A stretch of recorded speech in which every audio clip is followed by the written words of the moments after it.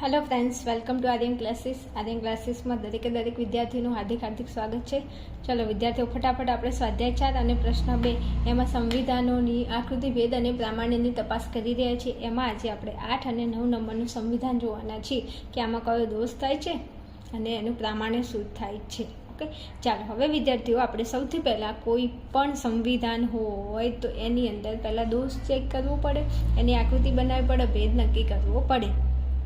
ચાલો આકૃતિ બનાવશું પહેલાં. ચાલો તો આકૃતિ બનાવી દઈએ પહેલાં. ચલો સૌથી પહેલાં આકૃતિ બનાવવા માટે શું કરવાનું તો કે પક્ષપદ શોધવાનું. હવે પક્ષપદ ક્યાં હોય તો આપણું જે છેલ્લા નંબરનું વિધાન હોય, જે ફલિત વિધાન હોય, ફલિત વિધાનનું પ્રથમ નંબરનું જે પદ હોય એને કહેવાય ઉદ્દેશ્ય પદ, અને ઉદ્દેશ્ય પદ એ જ આપણું પક્ષપદ. ઓકે, ચલો પછી તો કે ફલિત વિધાનનું જે વિધેય પદ હોય અને વિધેય પદ હોય એ જ આપણું થાય સાધ્ય પદ. હવે જે જગ્યાએ સમાજવાદીઓ હોય તે લખી દો સા. ઉપર જુઓ તો સમાજવાદીઓ આધાર વિધાનમાં આવીએ છે, લખી દો સા. પ્રધાનો એ આપણું પક્ષપદ છે, જ્યાં પ્રધાનો હોય ત્યાં લખી દો પ. હવે સોરી વિદ્યાર્થીઓ, આપણે આ સમાજવાદીઓ છે તો સમાજવાદીઓ આવીએ છે તો સમાજવાદીઓમાં આવે સા, અને આ સામ્યવાદીઓ અને સામ્યવાદીઓ એ આપણું મધ્યપદ છે. એ આવશે મધ્યપદ. આની આકૃતિ બનાવશું આપણે. તો આકૃતિ બનાવવા માટે શું કરવાનું તો આ જે પ્રતીકો છે એને બહાર કાઢી લેવાના. ચલો સાધ્ય વિધાનમાં સૌથી પહેલાં કોણ છે? સાધ્ય વિધાનમાં તો કે મ અને સા. શું છે? મ અને સા. તો મ સાને આપણે શું કરીશું? અહીંયા લખી દઈશું મ અને સા. ચલો પછી પક્ષ વિધાનમાં કે પક્ષ વિધાનમાં પ અને મ તો લખી દો પ એ મ. ચલો હવે આવે છે ફલિત વિધાન. ફલિત વિધાનમાં પ અને સા. આપણને ખબર છે કે ફલિત વિધાનમાં તો પસા હોય જ. હવે શું કરવાનું તો હવે મધ્યપદને આકૃતિ બનાવવા માટે મધ્યપદને મધ્યપદથી જોડવાનું. તો આપણું મધ્યપદ આ આપણું મધ્યપદ. પહેલાં મધ્યપદને મધ્યપદથી જોડો. મધ્યપદને મધ્યપદથી જોડ્યા પછી બાકી જે ભાગ બાકી રહે છે એને જોડી દો. બાકી રહેતા ભાગને જોડી દો અહીંયાથી. જો આજે તો પેન પણ ચાલતી નથી. કેવી આકૃતિ બની? સરસ મજાની બની છે ને, હસતાની પાછા. હા, તો જો હવે અહીંયા આપણી આકૃતિ બની છે તો વિદ્યાર્થીઓ તમે મને કહેશો કે આકૃતિ કઈ છે?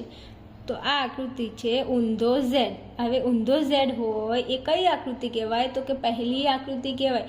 ઊંધો ઝેડ કઈ આકૃતિ કહેવાય? પહેલી આકૃતિ કહેવાય. સીધો ઝેડ આમ થાય. હા, આ ઊંધો ઝેડ છે. જુઓ તો ઊંધો ઝેડ એ આકૃતિ કઈ થાય તો કે પહેલી આકૃતિ થાય. તો આકૃતિમાં લખી દો કે આ સંવિધાન કઈ આકૃતિનું છે તો કે પહેલી આકૃતિનું છે. વિડીયો લોંગ ના થઈ જાય એટલે મેં શોર્ટમાં બતાવ્યું છે. તમે વ્યવસ્થિત લખવાનું તમારે. કેવી રીતે તો કે સાધ્ય વિધાનમાં મધ્યપદ ઉદ્દેશ્યના સ્થાને, પક્ષ વિધાનમાં મધ્યપદ વિધેયના સ્થાને છે. તેથી આ સંવિધાન પહેલી આકૃતિનું બને છે. રેડી? આવી રીતે તમારે આખું લખજો પરીક્ષાની અંદર. ચલો હવે ભેદ નક્કી કરીશું. ભેદ નક્કી કરવા માટે શું કરવાનું તો કે સંવિધાનની આગળ અને પાછળ જોવાનું. આગળ કોણ છે? સર્વ. પાછળ કોણ છે? છે. તો સર્વ છે નો ભેદ શું થાય? હા થાય. હા સર્વ છે. પછી અહીંયા છે કેટલાક અને છે. તો કેટલાક છે માટેનો ભેદ શું થાય? હ થાય. હ કેટલાક છે. પછી ફરી કેટલાક અને છે તો કેટલાક છે માટે હ. તો આ સંવિધાનનો ભેદ શું થાય? હા હ હ. વિદ્યાર્થીઓ તમારે હા હ એટલું નહીં લખવાનું. તમારે લખવાનું કે આ સાધ્ય વિધાન છે. સાધ્ય વિધાન હા, પક્ષ વિધાન હ, ફલિત વિધાન હ છે. તેથી આ સંવિધાનનો ભેદ હા હ થાય છે. ચાલો પ્રામાણ્ય. તો પ્રામાણ્યની અંદર આપણે આ સંવિધાનમાં જો કોઈ દોષ થતો હોય તો દોષ લખવાનો. જો કોઈ દોષ ના થતો હોય તો સંવિધાન આપણું પ્રમાણભૂત બને. સંવિધાનમાં નિયમનો ભંગ થતો હોય તો દોષ થાય.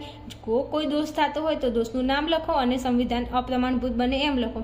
પણ આ સંવિધાનમાં કોઈ દોષ ના થતો હોય તો તમારે લખવાનું કે આ સંવિધાનની અંદર બધા નિયમોનું પાલન થયેલું છે. તેથી આ સંવિધાન પ્રમાણભૂત બન્યું છે. વિદ્યાર્થીઓ, આપણું આ જે સંવિધાન છે એ પ્રમાણભૂત છે. આ સંવિધાનમાં કોઈ દોષ થતો નથી. જો આમાં 3 જ પદો હતા એટલે પદ ચતુષ્ટયનો દોષ તો થાય જ નહીં. પછી એ નથી છે નહીં. નથી હોય તો કયો દોષ થાય? વ્યવર્તક આધાર વિધાનનો દોષ થાય. પછી નથી અને છે આપેલું હોય તો નિષેધવાચક આધાર વિધાન પરથી વિધિવાચક ફલિતનો દોષ થાય. એ પણ નથી. પછી સર્વ અને કેટલાક હોય અથવા કોઈ પણ ને કેટલાક હોય એવું પણ સંવિધાનમાં નથી. તો અસ્તિત્વલક્ષી ભાવાર્થનો પણ દોષ નથી. પછી પક્ષાતિક્રમ, સાધ્યાતિક્રમ અને અવ્યાપ મધ્યપદનો દોષ એ તમારે અંદર જઈને ચેક કરવું પડે. પણ વિડીયો લોંગ ના થઈ જાય એટલા માટે હું ચેક નથી કરતી. મને ખબર છે કે આ સંવિધાન કેવું છે, પ્રમાણભૂત છે, કારણ કે આ સંવિધાનની અંદર બધા નિયમોનું શું થયેલું છે? પાલન. જો આ સંવિધાનમાં બધા નિયમોનું પાલન થયેલું હોય તો આપણું આ સંવિધાન કેવું બને? તો કે પ્રમાણભૂત. તો લોકો આ સંવિધાન કેવું છે? પ્રમાણભૂત છે. ક્લિયર છે? ઓકે, ચાલો આગળ જઈશું 9મા નંબરના સંવિધાન પર. ચાલો હવે 9મા નંબરના સંવિધાનની અંદર શું કરશું? તો સૌથી પહેલાં આકૃતિ બનાવશું, પછી ભેદ નક્કી કરશું અને પછી પ્રમાણે નક્કી કરશું. ચાલો હવે આકૃતિ બનાવવા માટે શું કરવાનું? તો પહેલાં શોધો પક્ષપદ. પક્ષપદ ક્યાં હોય? ફલિત વિધાનનું જે ઉદ્દેશ્ય પદ છે એને પક્ષપદ કહેવાય. તો લખી દો પ. પછી ફલિત વિધાનનું આ વિધેય પદ છે, વિધેય પદને જ કહેવાય સાધ્ય પદ. હવે લગ્ન પ્રસંગો જે હોય તે પ મૂકી દો, ઉત્સવ જ્યાં હોય ત્યાં સા મૂકી દો. હવે બંને આધાર વિધાનમાં સેમ ટુ સેમ હોય અને મધ્યપદ કહેવાય. લખી દો મ. હવે આ જે પ્રતીકો મૂક્યા એને બહાર ખેંચી લેવાના. બીજું વિદ્યાર્થીઓ, આ હું તમને સમજાવવા માટે લખું છું, તમારે પરીક્ષામાં આવું નહીં લખવાનું. ચાલો, પહેલું વિધાન એ આપણું સાધ્ય વિધાન છે, તો લખો સા અને લખો મ. બીજું વિધાન એને કહેવાય પક્ષ વિધાન. આ બીજા નંબરનું વિધાન છે અને પક્ષ વિધાન કહેવાય. એમાં છે પ અને મ. અને છેલ્લા નંબરનું 3 ટપકા કરીને પછી જે વિધાન હોય એને કહેવાય ફલિત વિધાન. તો એના માટે આપણે લખીશું પ અને સા. તમને ખબર હોવી જોઈએ ફલિત વિધાનમાં તો પસા, પક્ષપદ અને સાધ્યપદ હોય જ. હવે શું કરવાનું? આકૃતિ બનાવવા માટે મધ્યપદને મધ્યપદથી જોડો. તો મધ્યપદને મધ્યપદથી જોડ્યું. હવે અહીંયા લાઈન ખેંચી લો, અહીંયા લાઈન ખેંચી લો. ચલો આટલું થઈ ગયું? તો કે હા થઈ ગયું. હવે જો આકૃતિ બની ગઈ. હવે આકૃતિ તમને ખબર હોવી જોઈએ કે આપણા જોડે 4 આકૃતિઓ છે, પહેલી, બીજી, ત્રીજી અને ચોથી. તો 4 આકૃતિઓમાંથી આ સંવિધાન કઈ આકૃતિનું બને છે? તો જો આ આકૃતિ છે ઊંધો સી. ઊંધો સી હોય એ કઈ આકૃતિ કહેવાય? તો કે બીજી આકૃતિ કહેવાય. શું કહેવાય? બીજી આકૃતિ. ઓકે, તમે કંઈક અલગ ના સાંભળતા. હવે મેં અહીંયા લખ્યું બીજી આકૃતિ. તમારે સીધું નહીં લખવાનું, પહેલાં લખવાનું કે સાધ્ય વિધાન અને પક્ષ વિધાન મતલબ બંને આધાર વિધાનોમાં મધ્યપદ માંગલિક કોના સ્થાને છે? તો કે વિધેયના સ્થાને છે. તેથી આ સંવિધાન બીજી આકૃતિનું બને છે, એવું આખું લખવાનું. ચાલો ભેદની અંદર ભેદ નક્કી કરવા માટે શું કરવાનું? સંવિધાનની આગળ જુઓ, સંવિધાનની પાછળ જુઓ કોણ છે. ચલો અહીંયા સર્વ છે, સર્વ છે, સર્વ છે એનો ભેદ થાય હા. હા સર્વ છે, સર્વ છે તો આવે હા, સર્વ છે તો આવે હા. તો આ સંવિધાનનો ભેદ શું થાય? હા હા હા. શું થશે? હા હા હા. તમારે સીધું નહીં લખવાનું, લખવાનું કે સાધ્ય વિધાન હા, પક્ષ વિધાન હા, ફલિત વિધાન હા છે, તેથી આ સંવિધાનનો ભેદ હા હા હા થાય છે. ક્લિયર છે? ક્લિયર છે. હવે શું કરવાનું? તો કે પ્રમાણે ચેક કરવાનું. ભાઈ પ્રમાણે ચેક કરવા માટે તમારે શું ચેક કરવું પડે? તો કે પ્રમાણે લખવા માટે પહેલાં તમારે જોવું પડે કે આમાં કયો દોષ થાય. તો જુઓ અહીંયા પહેલાં સૌથી પહેલાં કયો દોષ જોવાનો? પચચતુષ્ટયનો દોષ. અહીંયા 3 પદો છે, 3 પદો છે. તો 3 પદો છે તો 4 પદો નથી. 4 પદો ના હોય તો પચચતુષ્ટયનો દોષ ના થાય. પછી સંવિધાનમાં 3 નથી નથી નથી વિધાનો હોય, 3 વિધાનોની પાછળ નથી નથી નથી આવતું હોય તો વ્યાવર્તક આધાર વિધાનનો દોષ થાય. પણ એવું નથી સંવિધાનમાં. એક નથી, કોઈ પણ એક આધાર વિધાન નથી અને ફલિત વિધાન છે હોય તો કયો દોષ થાય? તો નિષેધવાચક આધાર વિધાન પરથી વિધિવાચક ફલિતનો દોષ થાય. પણ એવું પણ નથી. તો સર્વ સર્વન કેટલાક હોય તો અસ્તિત્વલક્ષી ભાવાર્થનો દોષ થાય. પણ અહીંયા તો સર્વ સર્વ સર્વ છે, સર્વ સર્વન કેટલાક નથી તો એ પણ ના થાય. તો હવે વધ્યા 2 દોષો. કયા કયા? અવ્યાપ મધ્યપદનો દોષ, પક્ષાતિક્રમ સાધ્યાતિક્રમ. તો હવે આપણે, મને ખબર છે કે આની અંદર કયો દોષ થાય છે? તો કે અવ્યાપ્ત મધ્યપદનો દોષ થાય છે. તો હવે આપણે એની તપાસ કરવી પડશે. તો ચાલો તપાસ કરી લઈશું એકવાર. ચાલો વિદ્યાર્થીઓ, આપણે અવ્યાપ મધ્યપદનો દોષ જો ચેક કરવો હોય તો શું કરવું પડે? તો મધ્યપદને પહેલાં જોવું પડે કે મધ્યપદ બંને આધાર વિધાનોમાં કેવું છે. ચાલો ચેક કરીશું. તો આપણું મધ્યપદ ક્યાં છે? તો આ રહ્યું આપણું મધ્યપદ. છે કે નહીં? તો કે છે મધ્યપદ. હવે આ આપણું મધ્યપદ કોના સ્થાને છે? તો આપણું આ મધ્યપદ આગળ હોય તો ઉદ્દેશ્યના સ્થાને છે અને પાછળ હોય તો વિધેયના સ્થાને છે. હવે તમે અહીંયા જુઓ તો આ આપણું સાધ્ય વિધાન છે. તો કે હા. હવે આ વિધાનની અંદર આપણું આ મધ્યપદ માંગલિક એ કોના સ્થાને છે? તો કે વિધેયના સ્થાને છે. તો હવે તમારે ઉદ્દેશ્યને ભૂલી જવાનું, તમારે કોનું સ્થાન જોવાનું? વિધેયનું સ્થાન. તો કે આ ચારમાંથી હું કયું સ્થાન જોઉં? મને ક્યાંથી ખબર પડે કે આ આવે, આ આવે, આ આવે, કા આવે? તો એના માટે તમારે ભેદ જોવાનો કે આ જે પહેલું વિધાન છે એનો ભેદ શું છે? તો કે હા છે.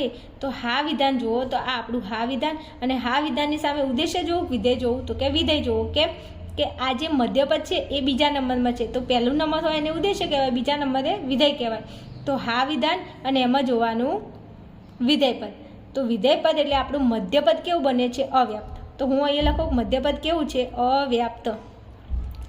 મધ્યપદ કેવું છે? અવ્યાપ્ત છે. રેડી? ચાલો હવે શું કરીશું? તો કે હવે આપણે બીજા નંબરનું આધાર વિધાન જોઈશું. એમાં મધ્યપદ કોના સ્થાને છે? તો કે એમાં વિધેયના સ્થાને છે. તો મતલબ આમાં પણ વિધેય જોવાનું. તો કે હા, પણ હું આ ચારમાંથી કયા નંબરમાં જોઉં? તો આપણું આ મધ્યપદ એ વિધાનનો પ્રકાર કયો છે? હા છે. તો ફરી પાછું હામ જ જોવાનું, અને હામ પહેલી લાઈનમાં વિધેયમાં પહેલી લાઈનમાં કોણ છે? તો કે અવ્યાપ્ત. તો જો અવ્યાપ્ત છે કે નહીં? તો કે હા છે. તો આપણું આ મધ્યપદ એ બંને આધાર વિધાનોમાં કેવું છે? અવ્યાપ્ત છે. જો આપણું મધ્યપદ બંને આધાર વિધાનોમાં અવ્યાપ્ત હોય તો અવ્યાપ્ત મધ્યપદનો દોષ થાય. આપણું મધ્યપદ બંને આધાર વિધાનોમાં કેવું છે? અવ્યાપ્ત. બંને આધાર વિધાનોમાં અવ્યાપ્ત હોય તો દોષ કયો થાય? તો કે અવ્યાપ્ત મધ્યપદનો દોષ થાય છે. અને આપણું સંવિધાન કેવું બને છે? તો કે સંવિધાન અપ્રમાણભૂત બને છે. ખબર પડી દોષમાં? જો દોષ હું તમને સમજાવું છું, દોષ તપાસતા તમને શીખવાડું છું. જો તમને દોષ તપાસવામાં તકલીફ હોય તો કોમેન્ટમાં કહેવાનું કે અમને હજુ ખબર નથી પડતી. ખબર પડતી હોય તો એ કહેવાનું, ના પડતી હોય તો બી કોમેન્ટ કરજો. તો હું હજુ કંઈક વધારે તમને શીખવાડવાની કોશિશ કરીશ. ક્લિયર છે? આ આપણે 9મા નંબરનું સંવિધાન. તમારે પરીક્ષામાં આવી રીતે તમને 3 માર્ક્સમાં પૂછાય. 3 ને 3 2 સંવિધાન પૂછાશે. 3 6 માર્ક્સનું તમારું આ ટોપિક છે, અને બિલકુલ સ્કીપ નહીં કરતા, મતલબ ઓપ્શનમાં કાઢતા નહીં. ઓકે, ચાલો હવે શું કરીશું? તો કે હવે આપણે આગળના સંવિધાન ઉપર જઈશું. ત્યાં સુધી તમે જોતા રહેશો આર્યન ક્લાસીસ, અને ચેનલને ખાસ સબસ્ક્રાઈબ કરી અને તમારા મિત્રો સુધી શેર કરજો.